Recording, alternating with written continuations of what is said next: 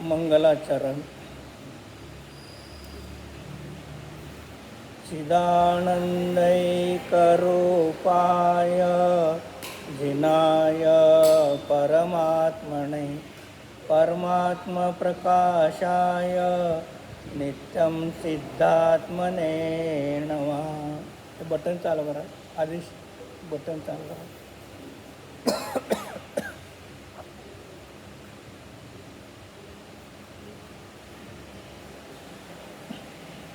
पान नंबर 53, गाथा नंबर 35, गाथा पाठ. जो समभाव परिठिय जो ही कोई पुरे परमानंदो जनंतु पडो तो परमप्पु हवे. जो प्रतिष्ठित समभाव में उन योगियों के प्रगट है जिससे प्रगट वो परम आनंद प्रगट वह परमात्मा है. आचार्य योगेंद्र देव विरचित परमात्मा प्रकाश ग्रंथ. परमात्मा प्रकाश ग्रंथामध्ये योगेंद्र देव आचार्य मूळ गाथा लिहिणारे योगेंद्र देव, टीका करणारे ब्रह्मदेव सूर्य आहे.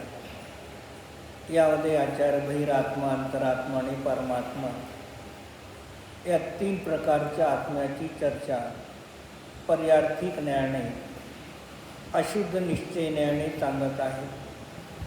आणि त्याच वेळेला परमशुद्ध निश्चय न्यायाने या 3 प्रकारच्या आत्म्यामध्ये शुद्ध आत्मा तिघांचा एक समान आहे, त्याच्यामध्ये काहीही भेद नाही. बहिरात्म्याला अंतरात्मा अवस्था प्राप्त होण्यासाठी कारण परमात्म्याचं ध्यान करा. अंतरात्म्या जीवाला परमात्मा अवस्था प्राप्त करण्यासाठी स्वतःच्याच कारण परमात्म्याचे ध्यान करा. आणि परमात्मा झाल्यानंतर सुद्धा कारण परमात्म्याचे ध्यान करून ते कार्य परमात्मा सुखी होतात. जे सर्व जीवाला सुखी होण्याचा एकच मार्ग आपल्या आपल्या स्वतःच्या कारण परमात्मा जो आहे त्याचं ध्यान, मनन, श्रद्धा, चिंतन करा, अनुभव करा, तर पर्यायामध्ये प्राप्त अतींद्रिय आनंद प्राप्त होतो. मागटल्या गाथेमध्ये आचार्य सांगितलं की अनुत्तरित अद्भुत व्यवहाराने प्रत्येक जीवाचा आत्मा त्यांच्या शरीरामध्ये आहे. आणि परमशुद्ध निश्चयाने आत्मा देहरूप होत नाही, देह आत्मारूप होत नाही, एकमेकाला स्पर्श करत नाही, स्वतंत्र त्या ठिकाणी आहे. म्हणजे हे जे आचार्य आपणाला सांगतात, लोक म्हणतात काय ध्यान करायचं, तर हे सगळे ध्यानाचंच वर्णन चालू आहे. काय हे स्व आणि पराचं भेद विज्ञान करून स्वला स्वरूपाने त्या अनेक ग्रंथामध्ये, अनेक गाथेमध्ये वाचक शब्द भिन्न भिन्न आहेत. काय वाचक शब्द भिन्न भिन्न आहेत, पण वाच्य वस्तू एकच आहे. मग अशा अनेक वाचक शब्दाच्या जरे वाच्य एक आत्म्याला आपण श्रद्धा, ज्ञान, अनुचरण करणं हे आपल्या वर्तमानाच्या पुरुषार्थार्थी अवलंबून आहे. आता या 35 गाथेला शीर्षक सांगतात, आगे जो योगी समभाव में स्थित है उनको परमानंद उत्पन्न करता हुआ कोई शुद्ध आत्मा स्फुरायमान है उसका स्वरूप कहते हैं. मग जे कोणी योगी आहे, आता योगी शब्दाचा अर्थ घेतल्यानंतर सामान्य रूपाने योगी हा साधू जातीचं वाचक शब्द मुख्य रूपाने प्रचलित आहे.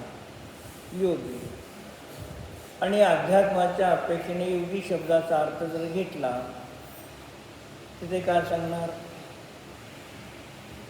जो योगाचा निरोध करण्यासाठी जो प्रयत्न करत आहे ते प्रत्येक जीव योगी आहेत. आगमाच्या अपेक्षेने, अध्यात्माच्या अपेक्षेने निर्योगत्व स्वभावरूप आत्म्याला जे जाणतात त्यांना काय म्हटलं जातं? योगी. एक सिद्धाच्या जयमालेमध्ये हुकुमचंदची आहे का पंडितजीची आहे, मग त्याच्यात त्यांनी सिद्धाच्या जयमालेमध्ये सांगितलं योग रहित योगीश. तुमच्यापाशी आता काही योग राहिला नाही सिद्धापाशी, पण तुम्ही कसे आहेत? योगाचे ईश आहेत. जे जे योगाने सहित आहे ते तुमचं ध्यान करतात. जे कुठे 12व्या गुणस्थानापर्यंत योग आहे. मग असे जीवसुद्धा तुमचं ध्यान करतात, म्हणून तुम्ही कसे आहेत? योगीश आहात. मग आता जो आत्मा आहे योगी मुनिराज समता भावामध्ये स्थित होतात. त्यांना पर्यायामध्ये परम आनंद उत्पन्न होतो. आपणाला आनंद सुख हे शब्द ज्यावेळेला आपण ऐकतो त्यावेळेला आपण आपल्या मनामध्ये एक कल्पना केलेली असते सुखाची किंवा आनंदाची. मग लौकिक व्यवहाराच्या अपेक्षेने 5 इंद्रियांचे विषय ज्याप्रमाणे आपल्याला उपलब्ध झाले आणि त्याचं जे मिळालेले सुख आहे त्या सुखाची आणि आत्मिक सुखाची आपण तुलना करतो. ती तुलना आचार्य म्हणतात ती सुखाची तुलना करू नका. एक दुसरं सांगतात की तुम्ही आनंद सुख पाहण्यासाठी प्रयत्न करू नका. ते स्वयं प्राप्त झालेलं असणार आहे. एक गोष्ट. आणि सुख आणि दुःख एक अपेक्षेने पाहिलं तर ज्ञानामध्येच सुख आणि ज्ञानामध्ये दुःख आहे. काय? ज्ञानामध्येच सुख आणि ज्ञानामध्येच दुःख आहे. म्हणजे तुम्ही ज्ञानाला सोडून सुख आणि दुःख वेगळं पाहण्याचा प्रयत्न करू नका. एक हा सिद्धांत मूळ आहे. म्हणून तिथे आचार्य सांगतात आपली ज्ञानाची पर्याय अनेक नेयावरती परिभ्रमण करते त्याचं नाव दुःख आहे. काय? ज्ञान पर्याय अनेक विषयावरती परिभ्रमण करणं त्याचं नाव दुःख. बस. आणि ज्ञान एका विषयावरती स्थिर राहणं त्याचं नाव सुख आहे. बस. पण आपण काय करतो? मी ध्यान करूला अनुभव करू लागलो, मग मला सुख प्राप्त झालं का? मला आनंद प्राप्त झाला का? इकडे बघायला जाऊ नका. कारण एक स्वतःचा शुद्ध आत्मा, आपण एक आत्मा ज्ञानाचा विषय केलेला आहे आणि एका विषयावरती आपली ज्ञान पर्याय त्या एक विषयाला जाणत आहे, जे त्याचंच नाव काय आहे? सुख किंवा निराकुलता आहे. एक त्या ग्रंथामध्ये सामान्य रूपाने सुखाची व्याख्या करताना नास्तिकडून सुखाची व्याख्या केलेली आहे. काय केलेलं आहे? नास्तिकडून सुखाची व्याख्या केलेली आहे. मग जिथे राग द्वेषाचा अभाव त्याचं नाव सुख, आकुलतेचा अभाव त्याचं नाव सुख. ते सुखाची व्याख्या कुठून झाली? राग द्वेषादीचा अभाव, व्याकुलतेचा अभाव त्याचं नाव सुख. या पद्धतीने काय सांगितलं जातं? व्याख्या नास्तिकडून केली जाते. म्हणजे याचा अभाव आहे म्हणजे सुख आहे. जे रागद्वेष परिणती नाही म्हणजे सुख आहे. आणि आकुलता नाही याचं नाव सुख आहे. मग एक आपल्या स्वतःच्या स्वशुद्ध आत्म्याला लक्ष करतो, त्याला एक क्षण मात्र जाणतो, त्याला तिथे काही राग द्वेषाची उत्पत्ती नाही. त्याचंच नाव आनंद किंवा सुख आहे. व्याकुलता नाही, त्याचंच नाव सुख आहे. म्हणून सुखाची व्याख्या हमेशा नास्तिकडून केलेली आहे. आणि आस्तिकडून पाहायचं असेल तर जसं लौकिक व्यवहारामध्ये आपण ज्या ज्या पदार्थाला जाणतो, घट जाणला, पट जाणला, पुस्तक, टी व्ही, चष्मा आदी या पदार्थाला आपण जाणतो. मग त्या पदार्थाला जाणल्यानंतर आपलं ज्ञान खरं का खोटं, जसे वस्तू बाहेर आहे मग त्याला तशा रूपाने जाणलं क्षण मात्र, तरी त्या ज्ञानाला आपण सत्य मानतो. कारण जशी बहिरंगामध्ये वस्तू आहे तसंच मी ज्ञानाने जाणलेलं आहे. म्हणून जाणलेल्या विषयामध्ये संशय, विपर्य, अनध्यवसाय, अज्ञान नाही. म्हणून ते ज्ञान कसं झालं? सत्य. आपण सर्वजण सकाळी स्नान करून आलेले आहोत. मग स्नान केलेलं ज्ञान आपलं सत्य का असत्य आहे? सत्य आहे. मग तिथे बहिरंगातल्या लौकिक व्यवहारामध्ये ज्या ज्या पदार्थाला जाणता तिथे सत्यता आहे. मग मी हा पदार्थ जाणलेलाच आहे, तिथे तुम्हाला आकुलता, व्याकुलता आहे का? मग ज्ञानामध्ये निश्चितता आहे, त्याचंच नाव निराकुल सुख आहे. आणि मी जाणलं का नाही संशय असेल, विपरीतता असेल, अज्ञान असेल तर निमाणे दुःख आहे. मग तसं 6 द्रव्ये, 7 तत्व, 9 पदार्थ याच्यातून आपला जीव स्वतंत्र एक वेगळा काढला. आणि तो जीव पर्याय दृष्टीने आत्ता आपण संसारिक कर्माने सहित आहोत. आणि निश्चय दृष्टीने आपला ज्ञान आनंद आत्म्याचा स्वभाव आहे. मग जसा ज्ञान आनंद आत्म्याचा स्वभाव आहे तसंच ज्ञानाने मी ज्ञानानंद स्वभावस्वरूप शुद्ध आत्मा आहे असं जाणलेल्या ज्ञानामध्ये समीचीनपणा आहे, खरेपणा आहे, सत्यपणा आहे. म्हणून ते त्या ठिकाणी सुख आहे. म्हणजे सुख नावाची दुसरी वस्तू तुम्ही हुडकायला जाऊ नका. मग तसंही ते सांगितलं की अशा शुद्ध होते परमानंद उत्पन्न करता हुआ. मग कशामुळे परमानंद होतो? शुद्ध आत्मा स्फुरायमान है. म्हणजे आपल्या ते योगी आपल्या स्वतःच्या शुद्ध आत्मा कसा आहे? शुद्ध आत्म्याचा स्वभाव समभाव आहे. विषमता कुठे आहे? हमेशा विषमता विशेषामध्ये विषमता असते, सामान्यामध्ये कधीही विषमता असत नाही. सामान्यामध्ये हमेशा समता भाव असतो.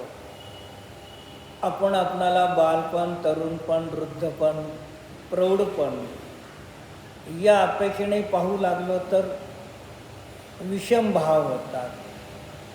आणि बालपणापासून आत्तापर्यंत तो आहे. सामान्य रूपाने पाहतो तर विषमता प्रगट होत नाही. मग असा आपला स्वतःचा शुद्ध आत्मा ज्या ज्ञानाच्या जरी जाणला गेला तिथेच पुरायमान झाला, तिथे समता अवस्था स्वयं प्रगट झालेली आहे. जे शुद्ध आत्मा झाला विषय, समता भाव हे झालं फळ, आणि ज्ञानाच्या घरी जाणतो ज्ञान झालं साधन. जे स्वतःच्या शुद्ध आत्म्याला जाणून योगी समता अवस्थेला प्राप्त होतात. मग त्यांनी जर स्वतःच्या शुद्ध आत्म्याला जाणून समता परिणती, वितराग परिणती, सम्यक अतींद्रिय आनंद प्राप्त होतो, तर आपल्यालाही त्याच स्वतःच्या शुद्ध आत्म्याच्या ध्यानाने समता परिणती आनंद प्राप्त होणार आहे. अन्य दुसरा कोणी उपाय नाही. त्यांच्यामध्ये आत्म्याची अनुभूतीची स्थिरता आणि आपल्या आत्म्याच्या अनुभूतीच्या स्थिरतामध्ये विषयामध्ये काही फरक नाही, पण जाणणाऱ्या ज्ञानाच्या पर्यायामध्ये पण फरक नाही. त्यांची पण अतींद्रिय स्वसंवेदन ज्ञान पर्याय आहे, भावश्रुत ज्ञान आहे, आणि आपलीही अतींद्रिय भावश्रुत ज्ञान पर्याय आहे. मग विषय त्यांचाही शुद्ध आत्मा, आपलाही शुद्ध आत्मा, त्यांचंही भावश्रुत ज्ञान अतींद्रियने, आपलंही श्रुत ज्ञान अतींद्रिय. आता फळामध्ये समता भावामध्ये एक अपेक्षेने भेद आहे. मुनिराजांच्या 3 कषायाच्या चौकडीची वीत राखता त्यांचा तो आनंद आहे, तो वेगळ्या नमुन्याचा आहे. 3 कषायाच्या चौकडीच्या अभावामध्ये 4थ्या गुणस्थानवरती 1 कषायाच्या चौकडीच्या अभावाची वीत राखता सम्यक आनंद आहे. पहिल्या प्रतिमेपासून 11 प्रतिमेपर्यंत 2 कषायाच्या चौकडीच्या अभावाची वीत राखता समता भाव आहे. म्हणजे सम्यक अतींद्रिय आनंदामध्ये चारित्राच्या कषायाच्या अभावाच्या अपेक्षेने मात्रा जास्त आहे, आणि एक अपेक्षेने त्यांच्या ध्यानाचा स्वतःचा शुद्ध आत्मा 4थ्या 5व्या 7व्या गुणस्थानावरती जीव, तिघांचंही भावश्रुत ज्ञान अतींद्रिय आहे. आणि प्रत्येकाला स्वतःच्या आत्म्यातून उत्पन्न झालेलं अतींद्रिय सुखसुद्धा समान आहे. जे एक अपेक्षेने त्यांचा विषय, त्यांची ज्ञानपर्याय आणि त्यांचं सुख प्रमिती, या तिघांमध्ये काहीही फरक नाही. असं आपण मागे एकदा पाहिलं होतं. तरी कुंद आचरणी प्रवचन 4मध्ये तिथे सांगितलं शिष्याला की तो म्हणतो की आर्यंत परमात्मा आहे आणि आम्ही छद्मस्त आहोत. मग आर्यंताचं सुख आणि आमच्या सुखामध्ये काहीतरी फरक आहे. ते केवळ ज्ञानी आहेत, आम्ही क्षौषम ज्ञानी आहोत. मग त्यांचं सुख आणि आमच्या सुखामध्ये काही भेद आहे, विशेषता आहे, अशी शंकाकाराने शंका मांडली. तेव्हा तिथे प्रवचन 4मध्ये कुंद आचरणी 34 नंबर गाथा सांगितली. का सांगते? अवज्ञान के श्रुत उपाधिकृत भेदों को दूर करते हैं, अर्थात ऐसा बतलाते हैं कि श्रुत ज्ञान भी ज्ञान ही है. काही श्रुत ज्ञान ज्ञानच आहे. श्रुत उपाधि के कारण ज्ञान में कोई भेद नहीं होता है. मग 5 ज्ञान आहेत का नाही? मती, श्रुत, अवधी, मनपर्याय, केवल ज्ञान. हे 5 ज्ञाने कसे आहेत?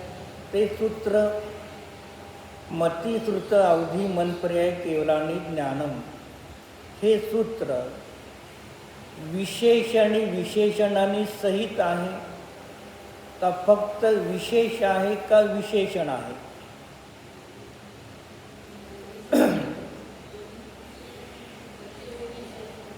मग विशेषण जे असतं ते हमेशा विशेष असतं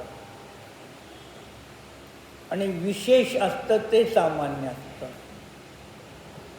मग मती, श्रुत, अवधी, मनपर्याय आणि केवल हे काय आहे? विशेषण आहे. आणि या सर्वामध्ये ज्ञान एक आहे ते विशेष. मग या 5 भेदामुळे विशेषामध्ये भेद पडत नाही. विशेषणामुळे विशेषामध्ये कधी भेद पडत नाही. सुवर्णाचे अनेक अलंकार आहेत. मग प्रत्येक अलंकार विशेषणाच्या अपेक्षेने भिन्न भिन्न आहे. पण सर्व अलंकारामध्ये विशेष जे सुवर्ण आहे त्या सुवर्णामध्ये काही भेद आहे का? नाही. एक विशेष आणि विशेषण सिद्धांताच्या अपेक्षेने एकाच द्रव्यामध्ये घटित होतात, दोन किंवा अनेक द्रव्यामध्ये घटित होत नाही. सिद्धांत व्यवहाराने दोन किंवा अनेक पदार्थामध्ये विशेष विशेषण संभवलं जातं. दोन पदार्थामध्ये किंवा अनेक पदार्थामध्ये विशेष विशेषण संभवलं जातं. कामिनीजी, आपण साडी परिधान केली, मग ती साडी विशेष आहे का विशेषण आहे? विशेष आहे. आणि विशेषण काय आहे? साडीमध्ये विशेष कोण आणि विशेषण कोण आहे? विशेष आणि विशेषण. आता मग साडीमध्ये विशेष कोण आणि विशेषण कोण आहे? विशेष कोणाला म्हणायचं? वस्त्र झालं विशेष आणि विशेषण. मग साडी परिधान करताना कशा प्रकारे बघता साडीला? पदराचा भाग एक वेगळा काढता आणि एक भाग इकडला वेगळा काढता. मग स्थूल रूपाने दोन विशेषण झाले की नाही? वस्त्र विशेष एक झालं, पदराचा भाग आणि दुसरा भाग हे विशेषण आहे. फॉल लावलेला भाग आणि बगैर लावलेला, हे सगळे काय आहेत? विशेष आणि विशेषण आहेत. ते मग साडी हे जर झाली विशेष आणि त्यामधले रंग बुट्टे जे का असतील ते विशेषण आहेत का नाही? मग आता ही एकाच साडीमध्ये झाले की नाही विशेष विशेषण एक सामान्य. मग समजा आपण दुकानातून साडी आणली आणि घरी पिशवीमध्ये घेऊन आलो, मग त्या पिशवीमध्ये ठेवलेली साडी आणा, परद्रव्याचं विशेषण बॅग विशेषण झाले की नाही? बॅगमधले बॉक्समधली साडी पहिल्यांदा विशेषण बॅग झाली, बॉक्स झाला. नंतर त्यावरती कागद असेल तर ते कागद. मग हे सगळे काय झाले? विशेषण व्यवहाराने अनेकाचे विशेषण संज्ञा प्राप्त होते. पण सिद्धांताने द्रव्य विशेष आहे तर गुण विशेषण झाले. गुण विशेष आहे. मती श्रुत अवधी मनपर्याय ज्ञानपर्याय विशेषण आहे. मती श्रुत अवधी मनपर्याय ज्ञानपर्याय विशेष आहेत. काय हे सगळे बदलून घ्यायचं. अशा पद्धतीने बदल किंवा अनेक अंतामध्ये कुठे दोष येत नाही. पहिले काय आलं की द्रव्य आणि गुणामध्ये विशेष विशेषण, तिथे द्रव्य विशेष झालं आणि गुण विशेषण झाले. दुसऱ्यामध्ये गुण विशेष आणि त्याच्या पर्याय विशेषण. मग श्रद्धा ज्ञान तर कोणत्याही गुणाकडे घ्या त्याला म्हणायचं विशेषण. तिसऱ्या वेळेला पर्याय विशेष झाले, त्याला विशेषण सांगताना काय सांगणार? अविभाग प्रतिच्छेदांचा समूह किंवा षड्गुण हानी वृद्धी, हे काय झाले? त्याचे विशेषण झाले. मग अशा प्रकारे विशेष आणि विशेषण एका द्रव्यामध्ये तुम्ही लावा. मग अविभाग प्रतिच्छेदांचा समूह हे विशेषण होता. आता अविभाग प्रतिच्छेदाचा समूह विशेष झाला. मग त्यामध्ये प्रत्येक शक्ती अंश ते विशेषण आहे. म्हणजे अशा प्रकारे एका द्रव्यामध्ये द्रव्यापासून एक अविभाग प्रतिच्छेदापर्यंत विशेषणी विशेषण लागू शकतं. भगवान महावीरांचे समोशरण, भिन्न द्रव्यामध्ये विशेषण, परम औदारिक शरीर विशेषण भिन्न द्रव्य आहे. अनंत चतुष्टय अभिन्न एक द्रव्यामध्ये आहे. ज्ञान श्रद्धा चारित्र गुण आहे एक द्रव्यामध्ये. मग तुम्ही पुद्गल धर्म अधर्म आकाश काल साही द्रव्यामध्ये लावून घ्या. म्हणून उमास्वामी आचार्य जेव्हा तत्त्वसूत्रामध्ये, द्रव्यसंग्रहामध्ये, प्रवचनसारमध्ये, पंचास्तिका, प्रवचनसार या सर्व ग्रंथामध्ये या 6 द्रव्याचं लक्षण सांगताना एका द्रव्यामध्येच विशेषणी विशेषण लक्षण सांगितलेले आहेत. पुद्गलाचं लक्षण सांगितलं, त्याला काय सांगितलं? स्पर्श रस वर्णवंत हा पुद्गला, पूर्ण गलन करतं ते पुद्गल, रूपी आहे ते पुद्गल. मग हे सगळे काय झाले? विशेषण झाले. आणि पुद्गल द्रव्य विशेष झाला. मग त्या पुद्गलाच्या 4 द्रव्याचे 4 गुणाच्या 20 पर्याय ते विशेषण झाले. मग तुम्ही द्रव्याला पण विशेष करू शकता, गुणाला पण विशेष करू शकता. आचार्यांच्या किंवा वक्त्याच्या अभिप्रायावरती विशेष आणि विशेषण बदललं जातं. मग तसं इथे आचार्य सांगतात की ज्ञानामध्ये श्रुत उपाधी आहे, त्यामुळे ज्ञानामध्ये काही भेद होत नाही. सांगितलं.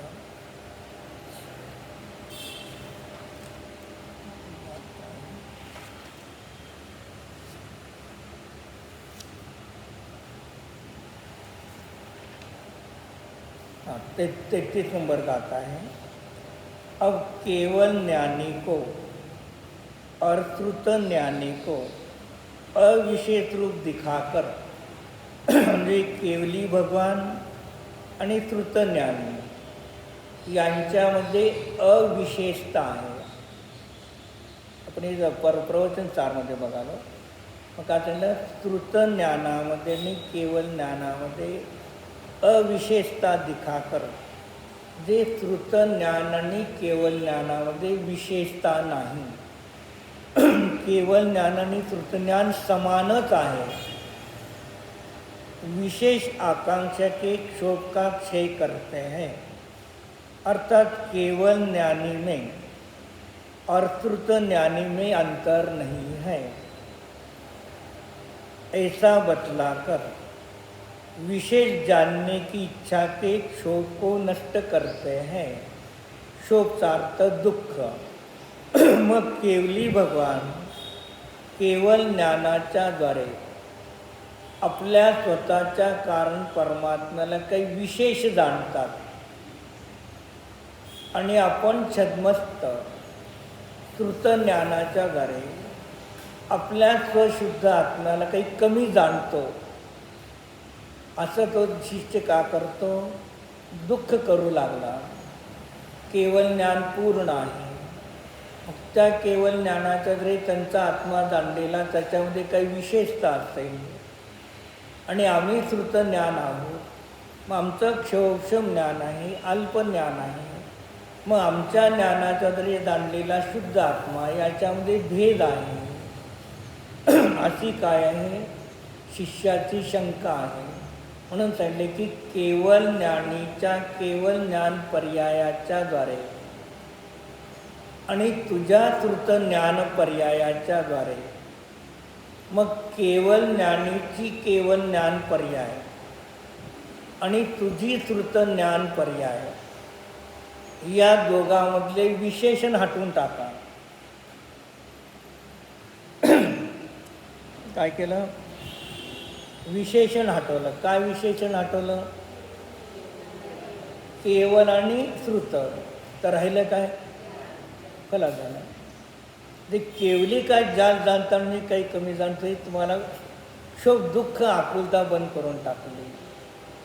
मग केवली भगवंताच्या केवल ज्ञानाचा, त्यांचा जो कारण परमात्मा शुद्ध निश्चयाने जो शुद्ध आत्मा आहे, त्यांच्या ज्ञानाचा विषय आणि आपल्या श्रुत ज्ञानाचा जो शुद्ध आत्मा निश्चयाने विषय आहे, दोघांच्या विषयामध्ये फरक आहे का? बस. म्हणजे जाणणाऱ्या आत्म्याच्या विषयामध्ये फरक नाही, जाणणाऱ्या ज्ञानामध्ये फरक नाही. मग अतींद्रिय आत्मा अतींद्रिय ज्ञानाच्या द्वारे जाणत असताना फळ अतींद्रिय प्राप्त झालं, त्याच्यात काही फरक आहे का? संपलं. म्हणजे काहीही फरक नाही, एवढं आचार्य आपणाला व्यवस्थिशीर सांगतात. पण आपण काय करतो, केवळ ज्ञानी काय वेगळे जाणतात आपल्या कारण परमात्म्याला, आपण काही थोडं जाणतो, त्यांना काही सुख वेगळं प्राप्त होतं आणि आम्हाला काही वेगळं होतं, असं काहीही नाही. मग ते कारण परमात्म्याला जे जाणतात केवळ ज्ञानाच्या द्वारे, मग ते कारण परमाला द्रव्यकर्म भावकर्म नो कर्माने गुणभेदाने पर्याय भेदाने रहित जाणतात का नाही? आपण काय करतो, त्याच्या भेदाने रहितच जाणतो का नाही? म्हणजे त्यांचा ध्यानाचा विषय आणि आपल्या ध्यानाचा विषय, आपली जाणणारी ज्ञानपर्याय त्यांची केवळ ज्ञानपर्याय समानच विषयाला जाणतात, भिन्न विषयाला जाणत नाही. ते आपल्या कारण परमात्म्याला ज्ञान आनंद रूपाने जाणतात, आपणही आपल्या आत्म्याला ज्ञान आनंद रूपाने जाणतो.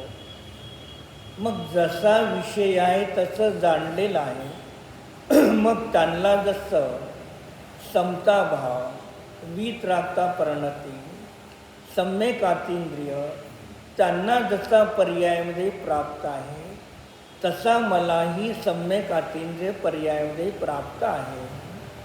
म्हणून त्यांच्या विषय साधन फळामध्ये आणि माझ्या विषय साधन फळामध्ये काहीही फरक नाही. मग आता आकुलता व्याकुलता करायची गोष्ट आवश्यकता आहे का? नाही. म्हणून आचार्य म्हणतात, काही आकुलता व्याकुलता करू नका, त्यांच्या आणि तुमच्या ध्यानाचा विषय सारखाच आहे. त्यांचीही प्रमाण ज्ञान पर्याय केवळ ज्ञान आहे, तुमचंही भावश्रुत ज्ञान प्रमाणच आहे, नैरूप नाही. त्यांच्या ज्ञान पर्यायाला, केवलीच्या केवळ ज्ञान पर्यायाला काय आहे? क्रम करण व्यवधानाची आवश्यकता नाही. कशाची? क्रम. केवळ ज्ञान क्रमाने जाणतं का? नाही, क्रम नाही. करण, इंद्रिय प्रकाश आदीची अपेक्षा आहे का? नाही. व्यवधान म्हणजे कोणाला अडवलं जातं का? नाही. मग तसं तू स्वतःच्या आत्म्याला जाणत असताना तुझं ज्ञान क्रमाने नाही, इंद्रिय मनाची अपेक्षा नाही, आणि त्याला कोणी कर्म आवडत नाही, की तसं त्यांची ज्ञानपर्याय क्रम करण व्यवधानाने रहित आहे. तसं तुझी जाणणारी ज्ञानपर्याय पण कशी आहे? क्रम करण व्यवधानाने रहित आहे. मग एवढं आचार्य आपणाला सांगतात, जिथे गाता वाटतो, जो वास्तव नहीं श्रुत ज्ञान के द्वारा स्वभाव से न्यायक अर्थात न्यायक स्वभाव आत्मा को जानता है, उसे लोक के प्रकाशक ऋषीश्वर गण श्रुत केवली कहते हैं. तोंडात जाईल त्याच्या तो पण, तोंडात जाईल गिळलं तर ते तो पण.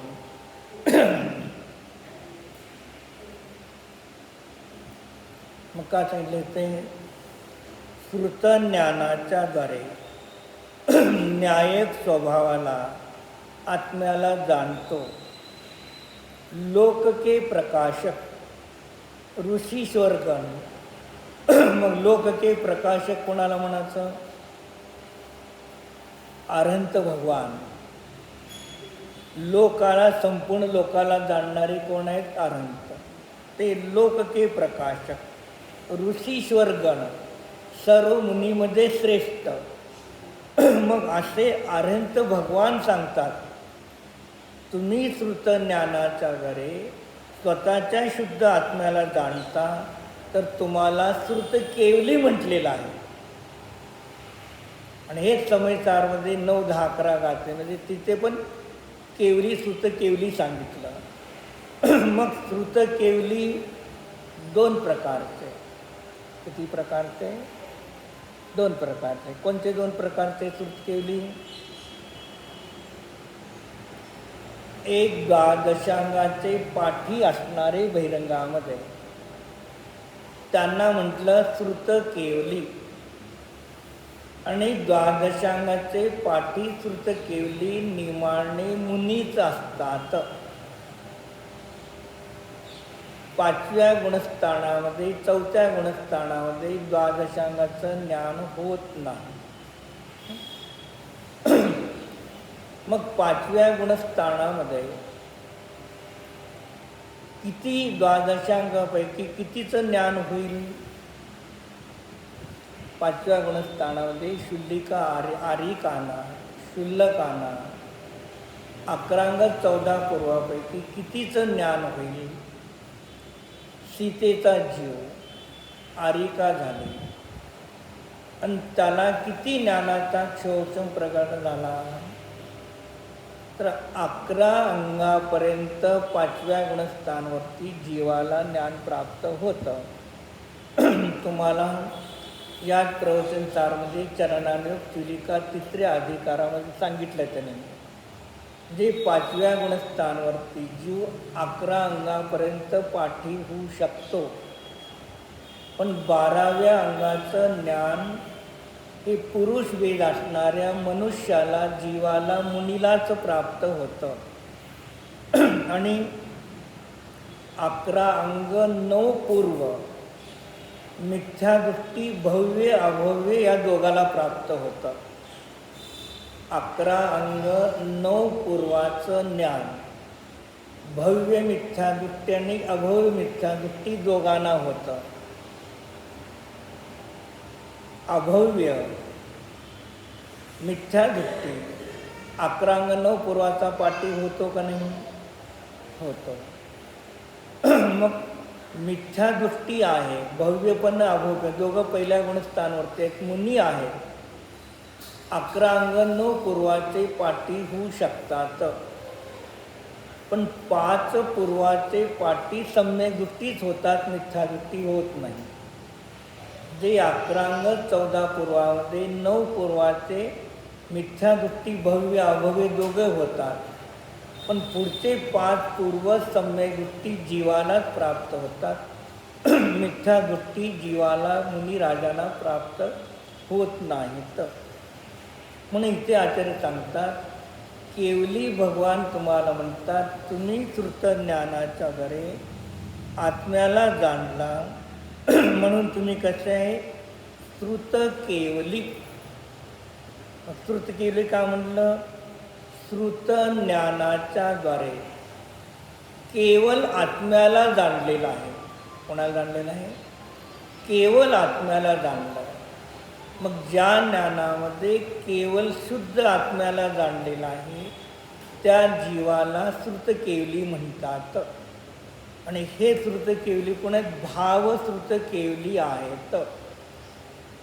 द्रव्य श्रुत केवली आणि भाव श्रुत केवली 6व्या 7व्या गुणस्थानापासून 12व्या गुणस्थानापर्यंत असतात. कुठून? 6व्या गुणस्थानापासून 12व्या गुणस्थानापर्यंत भाव श्रुत केवली आणि द्रव्य श्रुत केवली दोघेही असतात. पण 4थ्या गुणस्थानात, 5व्या गुणस्थानामध्ये भावश्रुत केवली असू शकतात, द्रव्यश्रुत केवली नाही. जे श्रुत ज्ञानाच्या द्वारे केवळ आत्म्याला जाणलेला आहे. मग केवळ आत्मा कोणता? द्रव्यकर्म, भावकर्म, नोकर्म, गुणभेद, पर्याय भेदाने रहित एक केवळ ज्ञान मात्र, चैतन्य मात्र एक आत्म्याला जाणले म्हणून ते श्रुत केवली, भाव श्रुत केवली. जे चौथ्या गुणस्थानवरती जीव श्रुत ज्ञानाच्या द्वारे केवळ आत्म्याला जाणतो त्याला सर्वज्ञ भगवान म्हणतात. हा श्रुत केवली झाला. मग आपल्याला उपाधी, आपल्याला शाबासकी कोण दिलेली आहे? सर्वज्ञ भगवंताने.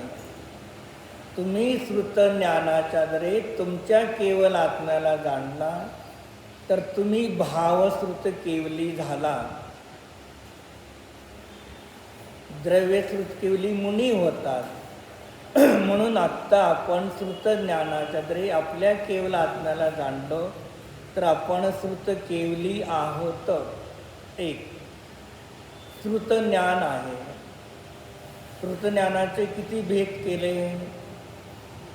सामान्य रूपाने द्वादशांग, 11 अंग, 14 पूर्व, जेवढे काय भेद असतील तेवढे. मग या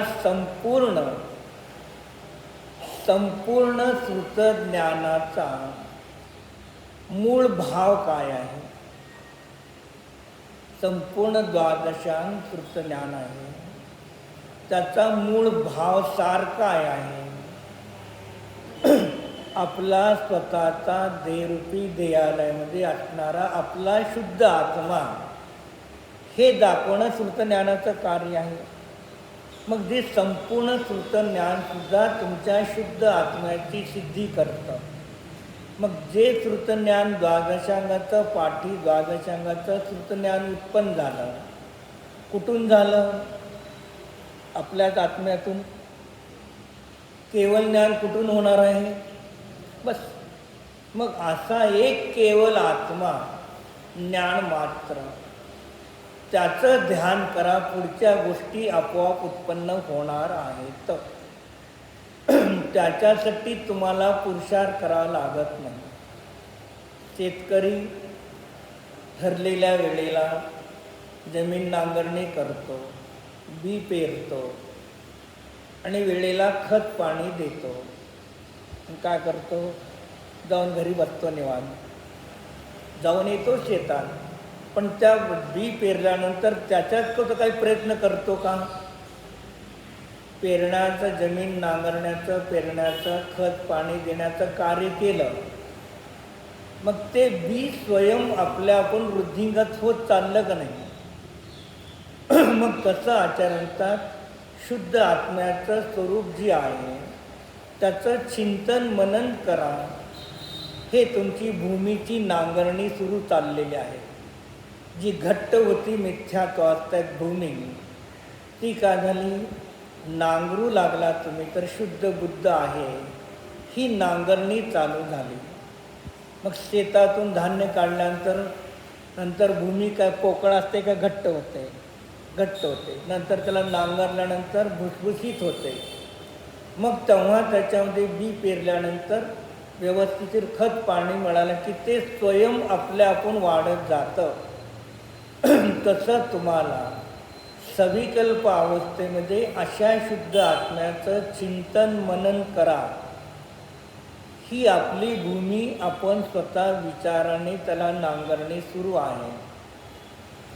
आणि शुद्ध आत्म्याचा अनुभव करून शुद्ध अनुभवाचं बी पेरा त्या भूमीमध्ये आणि वारंवार त्या शुद्ध आत्म्याचं ध्यान मनन चिंतन करा. तर केवळ ज्ञानरूपी फळ एक दिवस निर्माण येणार आहे. बाहेर तुम्हाला कुठेही काहीही करायचं नाही. किती मुनिराज उपदेश देता देता केवळ ज्ञानी झाले? कोणी नाही. किती मुनिराज विहार करता करता केवळ ज्ञानी झाले? म्हणजे 28 मूल गुणाच्या क्रिया सुद्धा जेव्हा सोडून दिल्या, म्हणजे बहिरंगातल्या सर्व क्रिया संपतील आणि आत्म्यामध्ये उपयोग स्थिर राहील तर केवळ ज्ञानाची प्राप्ती होऊन मोक्ष होणार आहे. जे प्रवचन करता करता कोणाला केवळ ज्ञान होणार नाही, विहार करता करता केवळ ज्ञान होणार नाही, गुरुची वैयावृत्ती करता करता कधी केवळ ज्ञान होणार नाही, आणि सिद्ध क्षेत्राचे दर्शन करता करता कधी केवळ ज्ञान होणार नाही. आणि डोक्याला शास्त्रात घालून बसल्यानंतर केवळ ज्ञान होणार नाही.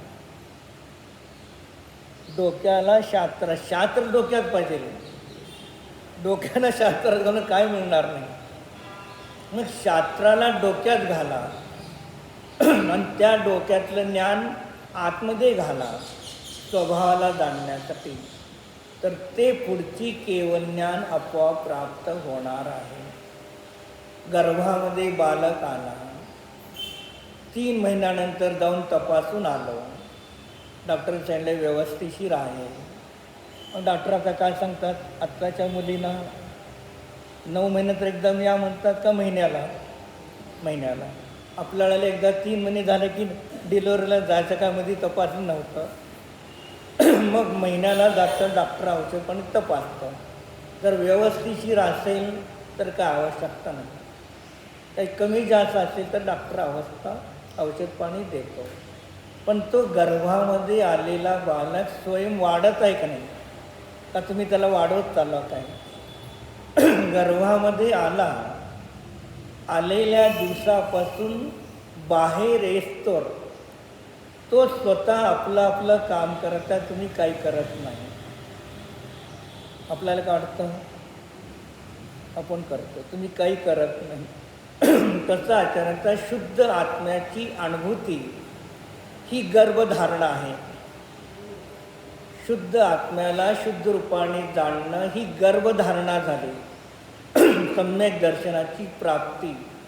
आणि त्या शुद्ध आत्म्याला वारंवार जाणत राहावा.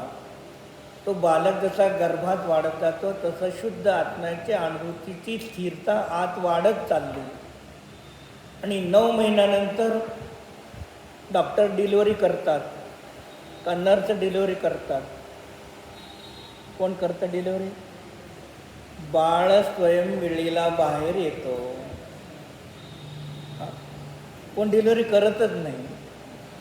पहिले 10-12 लोक घरी डॉक्टर न जाता डिलिव्हरी झाले. जे हिचं सांगायचं का आचार्याला, गर्भामध्ये आल्यापासून वाढण्यापर्यंत बाहेर येतो त्याच जीवाने आपलं कार्य केलेलं आहे. ठीक आहे, बहिरंग माता डॉक्टर जे काही निमित्त कारणं आहेत, नाही असं नाही. मग तसं स्त्रीलाच गर्भ राहतो असं नाही. अनुभव करणाऱ्या नरकातल्या नपुंसक नारकीला पण गर्भ झाला आहे, देवाला पण आहे, मनुष्य तिरेंच्याला सगळ्याला गर्व आहे. मग हे गर्भधारणा करायचे असेल तर काय? बहिरंगामध्ये अनेक जन्मात अनेक बाळाला जन्म देऊन गर्भधारणा करून तर अनेक भाव गेले. आपल्याच आत्म्याला आपल्याद्वारे आपलीच गर्भधारणा करा, तर एक दिवस मोक्षरूपी पुत्र तुम्हाला स्वयं प्राप्त होईल. बहिरंगातून होणार नाही. इथे पुत्राला जन्म देण्यासाठी 2 जीवाची आवश्यकता आहे. आणि इथे आपल्या आत्म्याला केवळ ज्ञानरूपी मोक्ष प्रगट देण्यासाठी कोणाची आवश्यकता नाही. बघा, एवढा सोपा सरळ धर्म आहे. हे आचार्य सांगतात. श्रद्धान करायचं का न करायचं जाणून आपण ठरवा.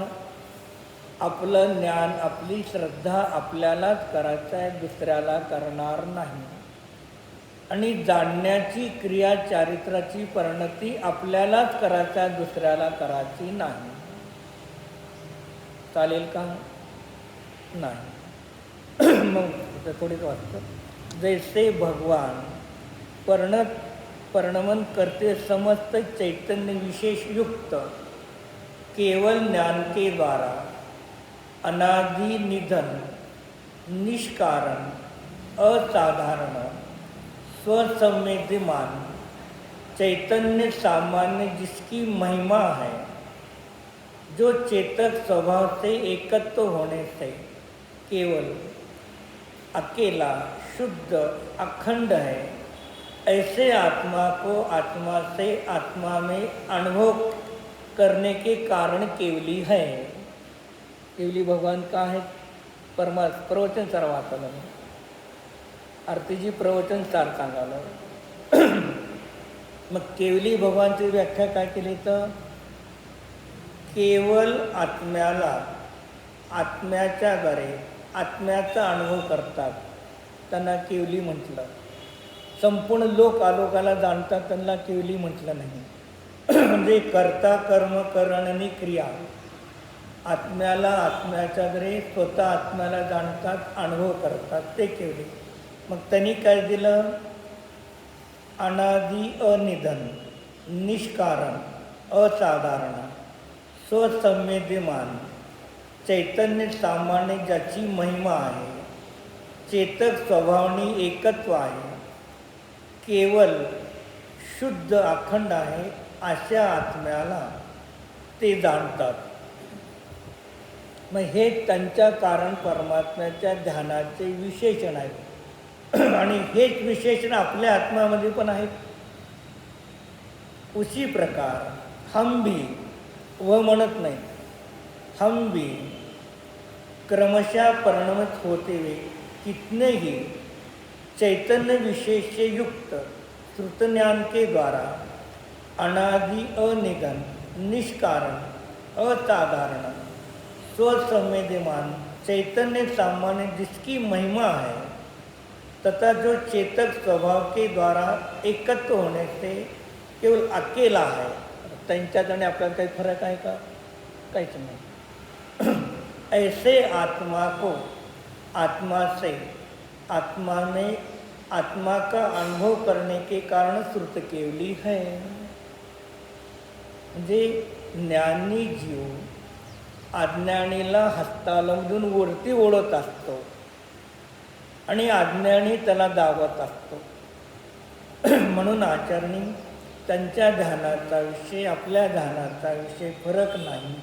तेही आत्म्याच्या तरी आत्म्याला आत्म्याच्या स्वतःचा अनुभव करतात आणि आपण पण अनुभव करतो. फक्त काय आहे? त्यांचं केवळ ज्ञान आहे, आपलं श्रुत ज्ञान आहे. आणि दोघांची उपाधी काढलं तर ते पण ज्ञानाने जाणतात आणि आपण पण ज्ञानाने जाणतो. म्हणून सांगितलं इथले विशेष आकांक्षा के शोभत से बस हो, हम तो स्वरूप निश्चल ही रहते हैं. इथे केवली भगवान काय जाणतात, त्यांना काय वेगळं आणि मला काय वेगळं असं काही नाही. आणि असे सांगणारे तुम्हाला करोडोमध्ये एखादे सुद्धा सापडतील याची गॅरंटी नाही. पण आचार्य सांगतात. का सांगितलं? हजारो सम्यक ज्ञानाचे एक वचन असतात. एक पिक्चर होता, त्या पिक्चरमध्ये एक गाणं होतं, झूठ के लाखो दामन रस्ते लेकिन सच्चाई की एक डगर है. खोट्याचे अनेक रस्ते आहेत पण खराचा रस्ता एक आहे. तसं खरं एकच असणार आहे. भूतकाळाचं, वर्तमान काळाचं, भविष्य काळाचं एकच सत्य असणार आहे.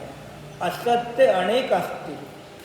मग अनेक असत्य आपल्याला श्रद्धा ज्ञान करायचं आहे का एक सत्याचं श्रद्धा ज्ञान करायचं आहे? हे आपल्या आपल्या स्वतःवरती अवलंबून आहे. आपलं भांडं देवगुरुशास्त्राच्या सानिध्यामध्ये मळलेलं आहे. देवगुरुशास्त्राच्या सानिध्यातून त्याला स्वच्छ करून घ्या. आणि एकदा स्वच्छ केलेलं आहे, स्वच्छ भांडं झालेलं आहे, हे जेव्हा निर्णय केलेला आहे, श्रद्धा केलेला आहे, परत कोणीही आले तर आपलं स्वच्छ भांडं धुतलेलं आहे, त्याच्यात शंका करू नका. तो म्हणणार आहे तुम्हाला कुठलं होतं आहे, काय होतं आहे, तुम्हाला होत नाही, करत नाही, हे सांगणार आहे. मग स्थिर राहायचं का अस्थिर राहायचं तुमचा प्रश्न आहे. मी तर सुमेरू पर्वतासारखा ठाम दृढ आहे. कोणीही जाऊन आपल्या श्रद्धेमध्ये आपल्या ज्ञानामध्ये बिघडवायचं नाही. ऐका सगळ्याचं, ऐकण्याला कोणाची बंदी नाही. ऐकून जे सत्य योग्य आगमाप्रमाणे वाटतं त्या घ्या आपल्याला, बाकीचं त्यांच्यापाशी राहू दे. कारण जीव नाना, लब्धी नाना, उपयोग नाना, कर्म नाना. आपण आपल्याच मुलामुलींना जन्म दिला, सगळे आपल्यासारखेच आहेत का? विचाराने बदल आहे. मग तसं जगामध्ये जीव नाना आहे, क्षोभक्षम ज्ञान आहे. ज्याने ज्यांच्याकडून जशा प्रकारे शिकलं असेल ती भावना, किंवा मग शिकणं कुणाकडून पण शिका, पण शिकून वाचून आपल्या स्वतःच्या बुद्धीच्या कसोटीवरती घासून मग त्याला सांगा. मग काय केलं जातं? आमच्या गुरुने असं सांगितलं, आमच्या गुरुने तसं सांगितलं, त्यांनी सांगितलं, त्यांनी सांगितलं. ठीक आहे, गुरुने सांगितलं, वाचला, ऐकला, ठीक आहे, इथंपर्यंत तुम्हाला काही दोष नाही.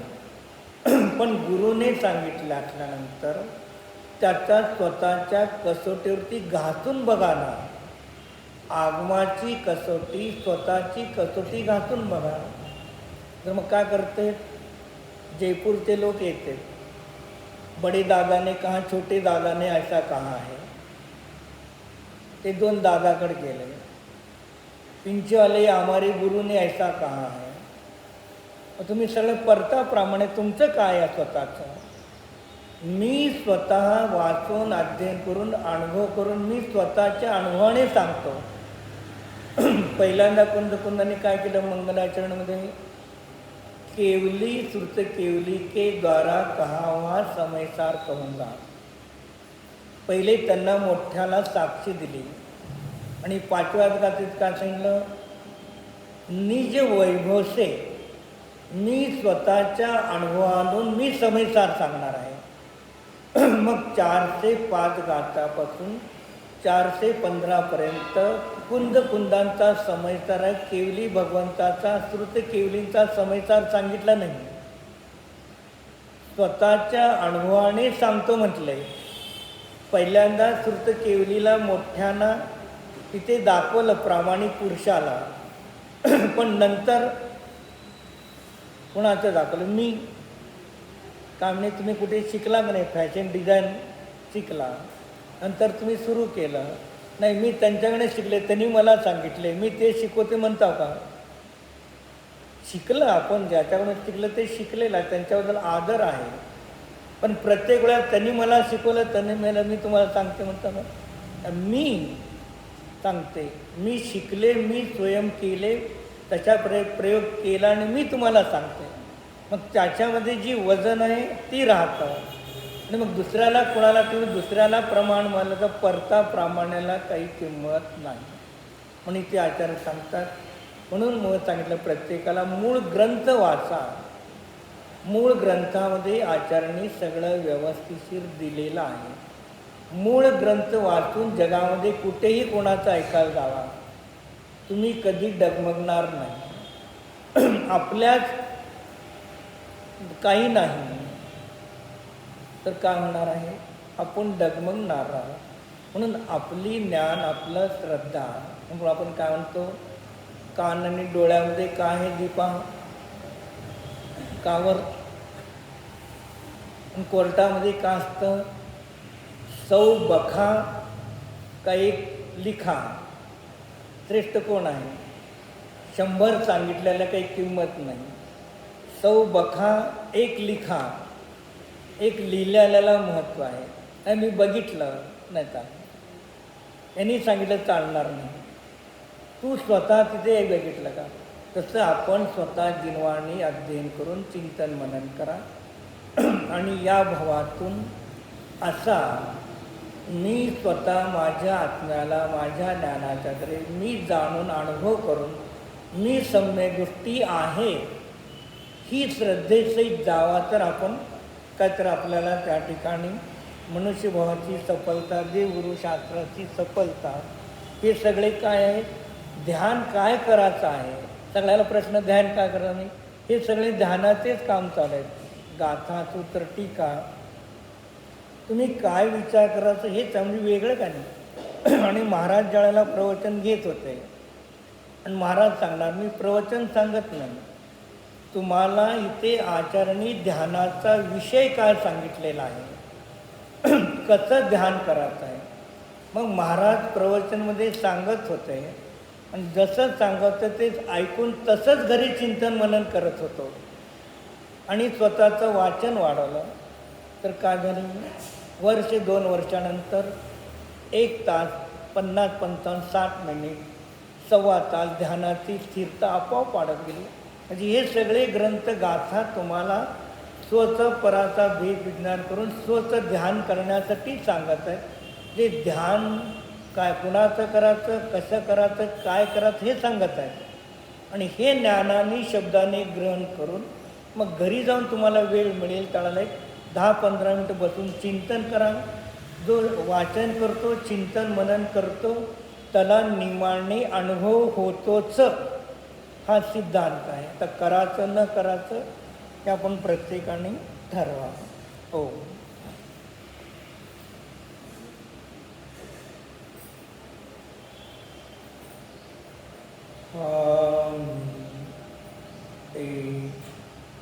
स्वयं सिद्ध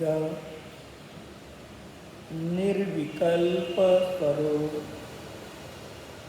निज शुद्धात्मा द्रव्य आहे. द्रव्य गुण उत्पाद पर्याय धर्म, वे पर्याय धर्म, ध्रुव अंश, अविभाग प्रतिच्छेदांचा समूह, षड्गुण हानी वृद्धी असा भेद नाही, म्हणून मी स्वभावाने निर्विकल्प स्वरूप आहे.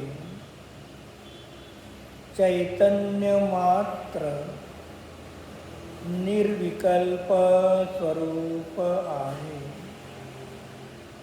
चैतन्यामध्ये दर्शन चेतना, ज्ञान चेतना विकल्प नाही, म्हणून मी निर्विकल्प स्वरूप आहे.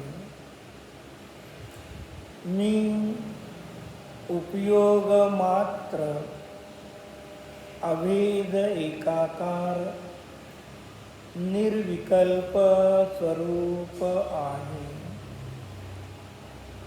उपयोगामध्ये दर्शन उपयोग, ज्ञान उपयोग विकल्प नाही, भेद नाही, म्हणून मी अखंड एकाकार शुद्ध उपयोग मात्र अभेद एकाकार स्वरूप निज शुद्धात्म द्रव्य आहे. आहे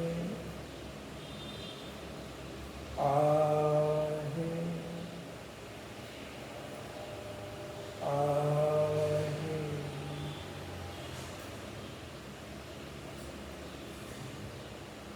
ओ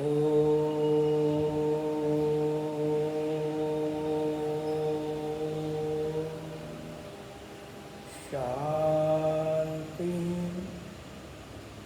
शांती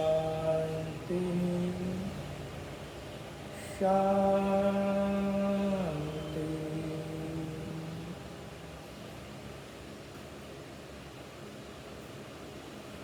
विसर्ज. नमो हरिहंताणं, नमो सिद्धाणं, नमो आर्याणं, नमो वज्रायाणं, नमो लोहे सौवसावणं, नमो हरिहंताणं, नमो सिद्धाणं, नमो आर्याणं, नमो वज्रायाणं, नमो लोहे सौवसावणं, नमो हरिहंताणं,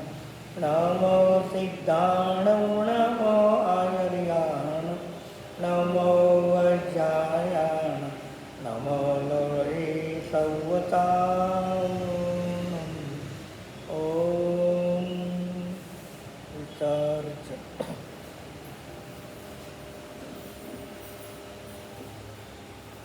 ज्ञावाणी के ज्ञान ते